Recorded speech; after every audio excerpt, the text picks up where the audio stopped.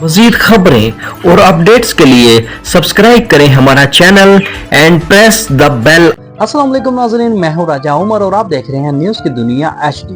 नाज़रीन, आज के प्रोग्राम में बात करेंगे कि यह मुल्क में तारीख की सबसे बड़ी आईनी तब्दीली होने जा रही है।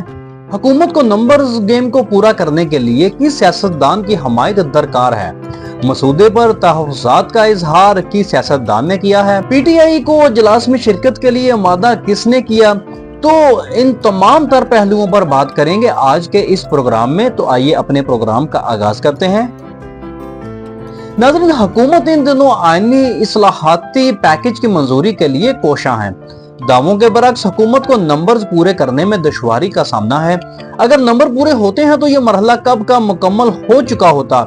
ऐवान के अंदर पोजीशन कुछ इस तरह ही बन रही है कि आईनी तरामीम की मंजूरी के लिए हुकूमत को 224 अरकान की हमायत हासिल होनी चाहिए, लेकिन हुकूमत के इत्तेहादियों के वोट मिलाकर कुल अरकान की तादाद 214 बनती है। ऐवान में मुस्लिम लीग नून के निशस्तों की तादाद 111, पीपल पार्टी की 69, MQM की 22 जबकि काफ लीग की 5, IPPV की 4, अवामी नेशनल पार्टी और पाकिस्तान मुस्लिम लीग ज़िया की एक नशिस्त है।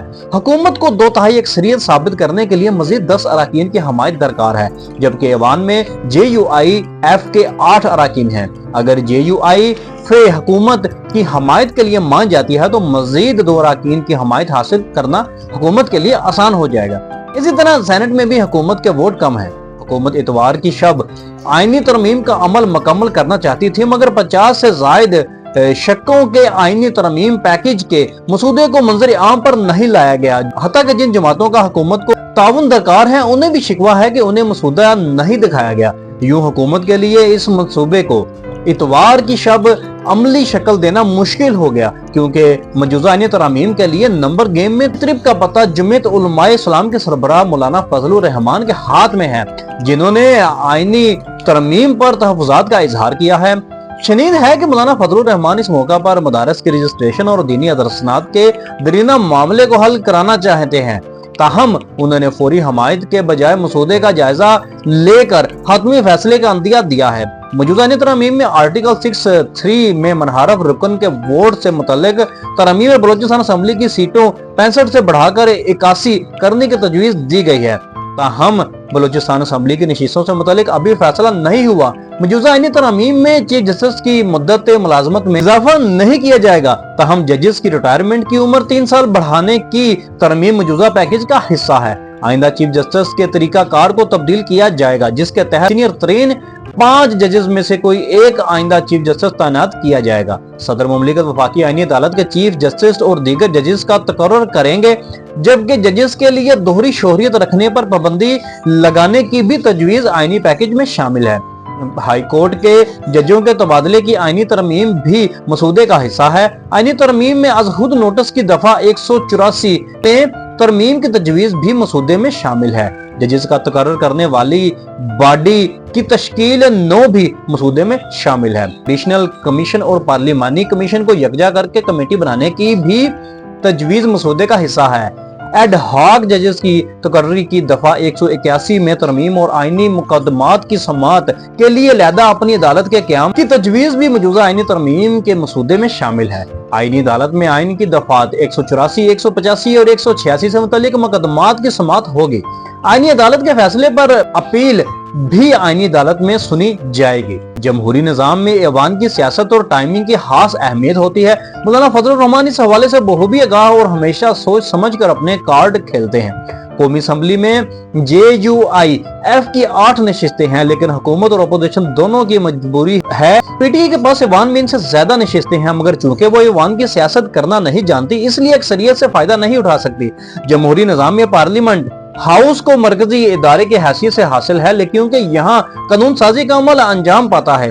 पार्लियामेंट में कानून साज इजलास मुनक्कद होते हैं, जहां सियासी जमातें अपनी पॉलिसियां पेश करती हैं और अवामी मफाद के लिए कवानीन बनाए जाते हैं। पार्लियामेंट ही दरअसल अवाम की आवाज की तर्जुमान है और इनकी ख्वाहिशात को कानून की शक्ल में ढालने का काम अंजाम देती है।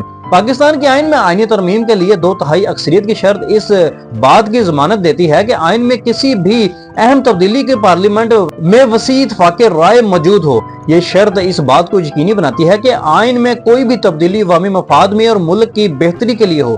2/3 अक्सरियत का मतलब है कि पार्लियामेंट के दोनों ऐवानों यानी कौमी असम्बली और सेनेट में मौजूद अरकान की कुल तादाद का 2/3 हिस्सा किसी तरमीम की हक में वोट दे।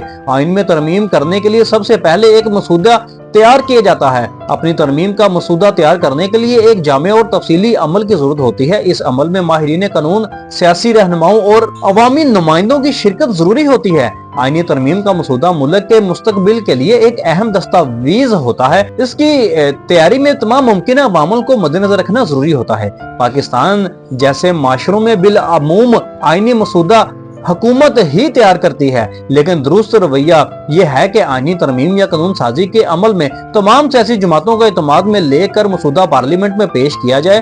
पार्लियामेंट में इस मसूदे पर बहस हो, आखिर में इस मसूदे पर वोटिंग कराई जाए। पार्लियामेंट में किसी सियासी जमात की तादाद इसकी सियासी ताकत का एक अहम अंसर होती है।